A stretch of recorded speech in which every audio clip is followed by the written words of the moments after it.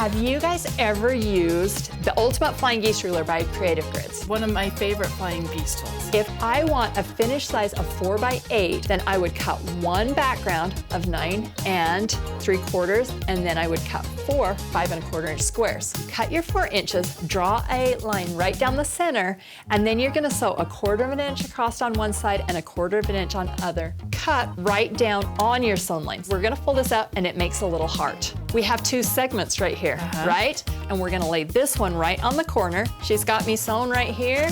I'm gonna cut right down the center line, and magically I have 2 flying geese. We did an H ruler, so just lay this H right here, trim along the side and along the top. Now we turn this upside down and we turn to trim 2, and voila.